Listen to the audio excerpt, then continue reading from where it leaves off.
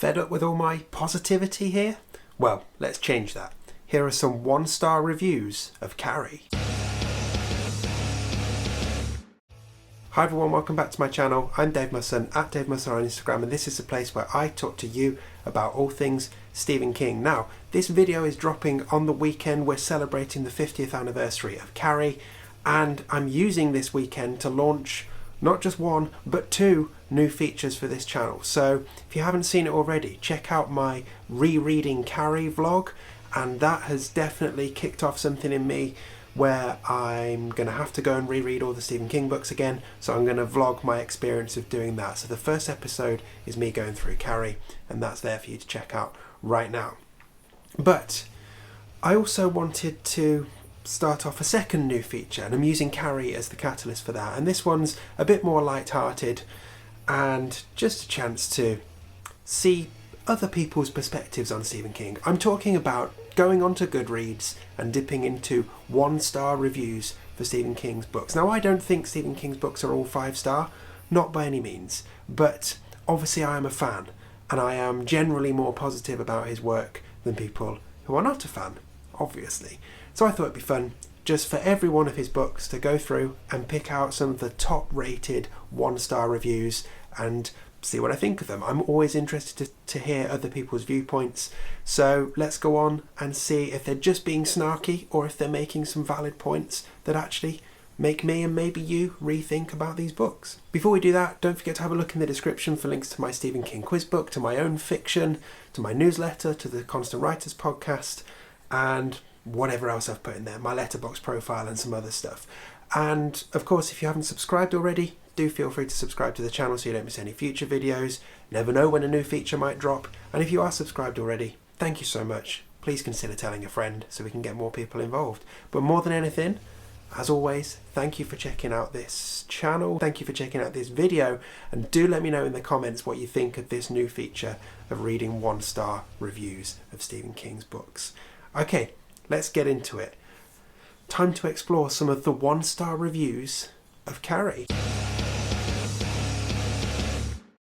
Okay, so I've got my laptop. I'm literally on Goodreads, on the listing for Carrie. I've filtered out to 1-star reviews, and by default you get the highest rated, most liked one at the top. So I'm just going to run through a few of them until I feel like I've done enough. Let's see what we have to say. So, top rated review is from Casey, and all it says is, "Been a while since I've read a book so very clearly written by a man." I mean, yes, Stephen King is a man, and he is quite clearly listed as the author. So yes, I mean, I know what Casey is actually getting at here. It's all the boobs. But there you go, short and to the point. The next one is from Annellis, and this is a much longer review.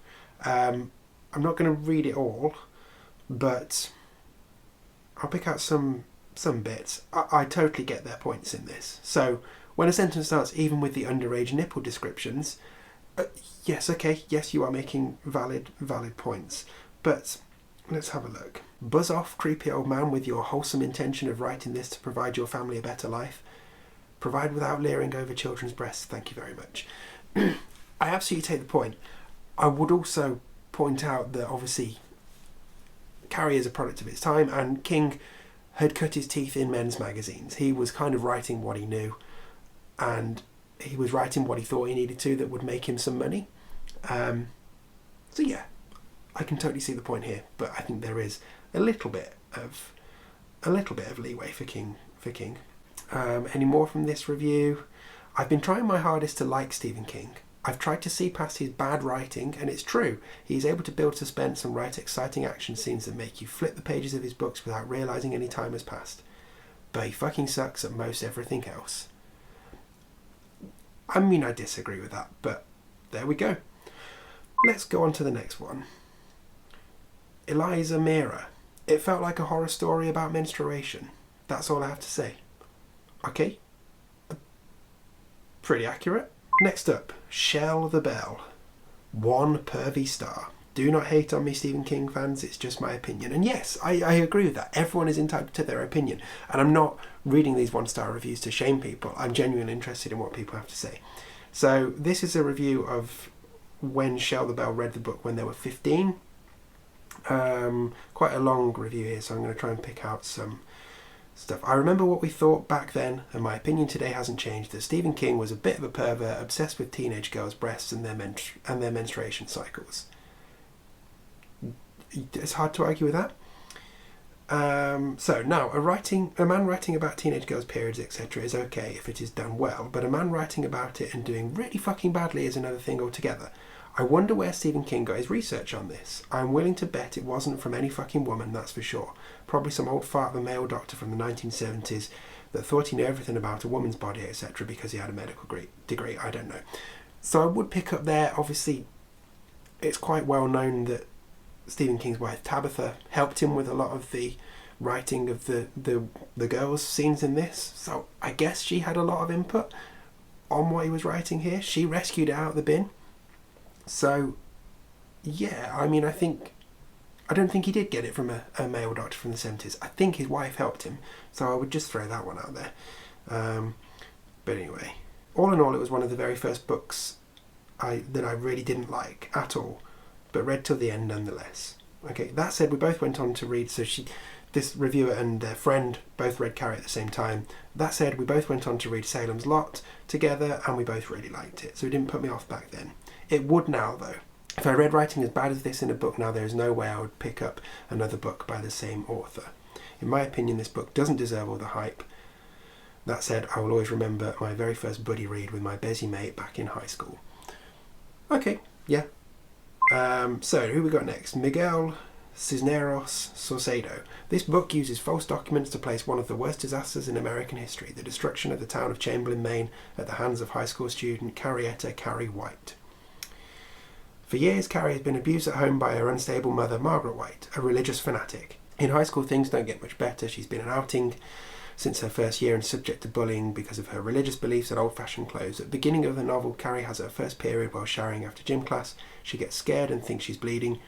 I mean, she is bleeding, as her mother never told her about menstruation. Instead of pitying the terrified Carrie, her companions begin to laugh at her by throwing tampons at her while gym teacher Rita helps her.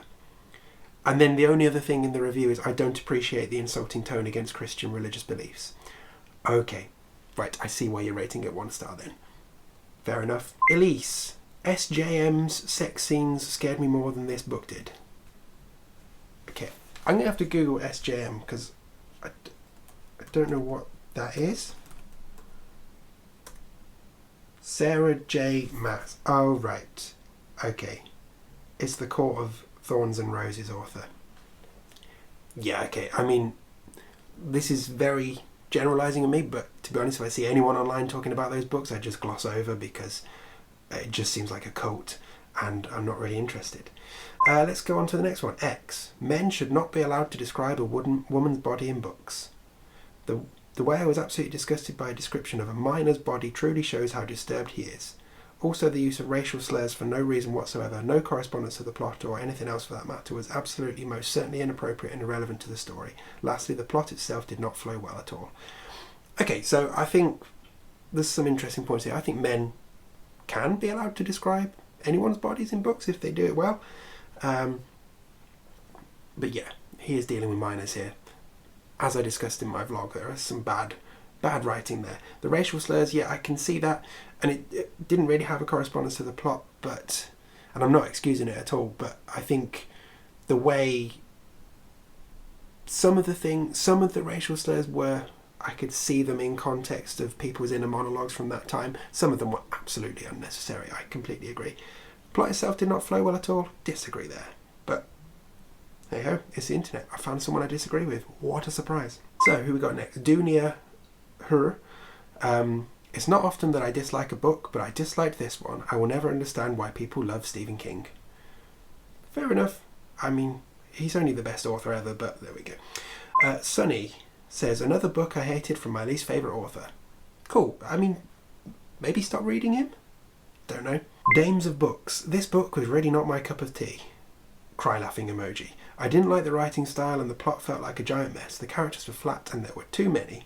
It was very boring, but maybe because I remember the movie, but still, shrug emoji.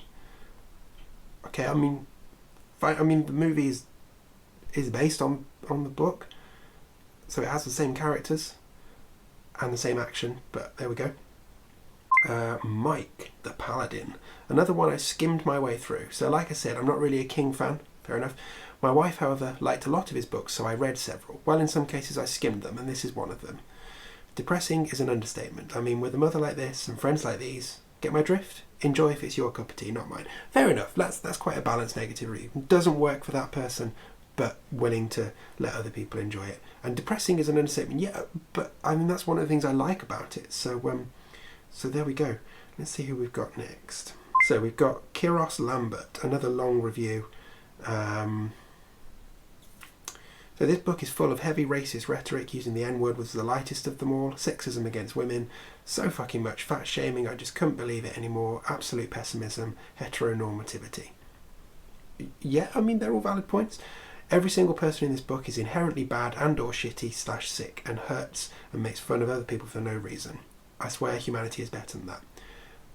Probably, but also high school is pretty nasty. It's also very triggering because it all talks badly about bullying. Well, yeah, it's a book about bullying. Jesus, no one should read this book at all. Just do yourself a favour and don't. I wouldn't disagree with that, obviously. It's not scary, nor it's horrific.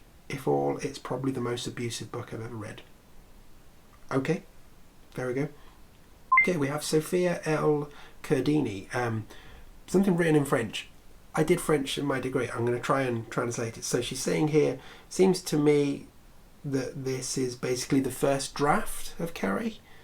And then she references the story of him throwing it in the bin and Tabitha fishing it out of the bin. And she says, in her opinion, this story, it would have been better staying in the bin. Okay, fair enough. Kimberly de Ruyter.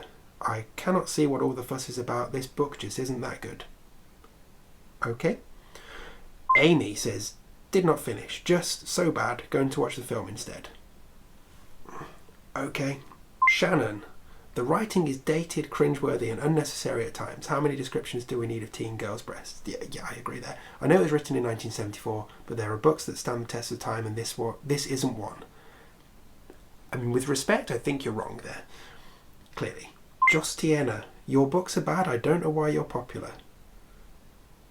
Okay. Jolina, string of random letters and numbers. This was such an incredibly boring and strange read. Okay, not your cup of tea, clearly. Christian. Undoubtedly one of the most badly written novels of its time. Probably a slightly biased review because I am not nor have ever been a fan of Stephen King. I'm sure it's good if you can stand a few niggles, but honestly, if I find a book more like a chore than a delight, I know it's not the right book for me. Okay, that's fair enough. Sarah says, wish I had the power of telekinesis, would use it to flex this book into a deep, dark hole. Saving the human race from poorly written books one step at a time. Okay. I mean, it's only one of the most influential books of its time, but hey. Emily says, no. That's how she starts her review. No.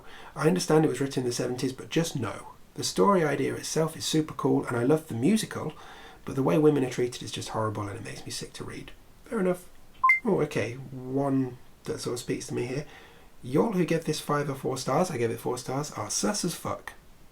Hi. This man thinks every woman's tits should be described, especially if they're underage. Yes, we've talked about this. The plot is boring, writing is trash. The research paper snippets and the excerpts from books that survivors wrote after the event really was boring. I mean, I can see that. I can see why that would put people off. Just to pad it out a bit more. Yeah, it did feel a little bit like that. It added very little to the story, kept repeating the same thing over and over. I expected a lot more from Carrie's rampage, more gore at the ball, body horror and all. It was very underwhelming. I can't believe this is a cult favourite. Okay, I've obviously very high expectations going into that didn't really get met. And let's do one more. So Sarah, normally I love King and almost always rate his stuff a 5 out of 5, but this one, okay, this is an interesting take. So it's one thing to make a character racist, you know right away that the character is a villain, and it's the character saying stupid, hateful, racist things. But in this story, the narration has a sickening racist bend to it. I kept thinking I got it wrong and would reread a sentence or paragraph, but it's just racist BS that I never thought I'd encounter so casually in his work. There isn't even a black person in the story, not sure if that makes it better or worse, so it just seemed extra out of left field to be slamming them with literally no rhyme or reason to it. Carrie is white, her last name is also literally white, and to her the devil is called the Black Man. So yeah, I read that one a lot and reread it.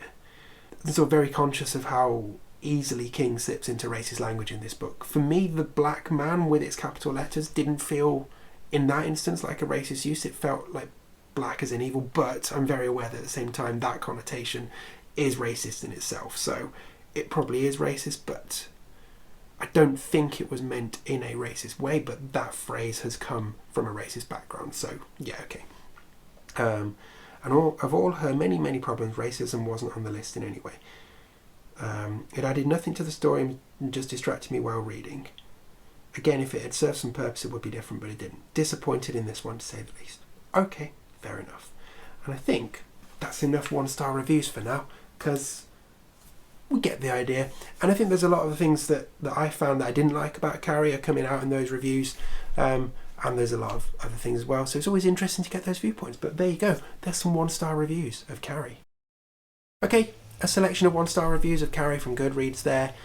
Let me know what you thought of those. Any takes that resonated with you? Anything that you strongly disagreed with? And let me know what you think of this as a feature idea. I'm planning to drop them fairly frequently, and we'll just go in chronological order. I think it's always interesting, as I said at the start, to see people who are on the other end of a spectrum to you. Sometimes they just say things that you just maybe are just for attention, some things you just wildly were never going to agree with, but sometimes there are some takes in there that do make you think again. So I'm always willing to have my thoughts about Stephen King challenged, and I think this is a good way of doing it. So that's my plan for this feature. Let me know if you're in or not. And of course, check out the description for links to my quiz book and all my other things. Subscribe if you haven't already. And hey, let's round off this weekend of celebration of 50 years of Carrie. Obviously a weird way to do that with 1-star reviews, but I don't give it 1 star. I give it 4. I'm really pleased it's here. And I'm rambling now, so I'm going to finish. Thanks. See you soon.